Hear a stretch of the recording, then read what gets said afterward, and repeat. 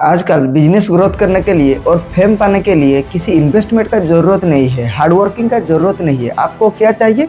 बस एक कंट्रोवर्सी चाहिए। आपके या आपका कंपनी के नाम पे जितना कंट्रोवर्सी चलेगा, आपका ग्रोथ उतना ही देखने को मिलेगा। और ये बात पतंजलि कंपनी अच्छी तरह से जानता है। कुछ महीने पहले पतंजलि का जो कंट्रोवर्शियल एड के चलते सुप्रीम कोर्ट ने डायरेक्टली कैसे पतंजलि कंपनी को ओपनली माफीनामा मांगने के लिए कहा है और देश भर में पतंजलि को कितना शर्मिंदा होना पड़ा, ये बात तो थोड़ी बहुत सबको मालूम है। लेकिन जिसका नेचर जैसा है वो कहाँ बाज आने वाला है। फिर से पतंजलि कंपनी अभी रामदेव बाबा फिर एक कंट्रोवर्सी में घुस गए। पतंजलि कंपनी के एक शरबत के एड में वो कहने लगे, एक दूसरा कंपनी है जो अपना शरबत बेच के उसमें से जो भी अर्निंग प्रॉफिट आता है उसमें वो मॉस्क्यू बनाता है और मद्रासस बनाता है। इसका मतलब आप क्या समझे? वो इनडायरेक्टली ये कहने लगे, अगर आप एक ब्रांड है जिसका शरबत आप पीने लगोगे तो जितना भी प्रॉफिट आपसे वो लगा उसमें मुस्लिम धर्म का प्रमोट होगा। और ठीक ऐसे ही अगर आप पतंजलि का शरबत का ड्रिंक करोगे तो उसमें से जितना भी अर्निंग आएगा उसमें गुरुकुल और विश्वविद्यालय बनाया जाएगा। आप समझे? आप समझे नहीं।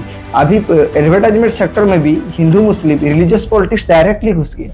आखिर अपने बेनिफिट के लिए, अपना कंपनी के बेनिफिट के लिए आखिर लोग और कितने नीचे तक जाएंगे। और हमेशा ये बात याद रखना कि ऐसे रिलीजियस पॉलिटिक्स, हिंदू मुस्लिम पॉलिटिक्स में सबसे लॉस किसका होता है? एक आम आदमी का ही होता है। एक कंपनी और पॉलिटिकल पार्टी, पॉलिटिशियन का तो इससे बेनिफिट ही बेनिफिट। आपका ऐसे एडवर्टाइजमेंट करने का तरीका कैसा लगा? कमेंट बॉक्स में जरूर बताइए एंड डू सब्सक्राइब।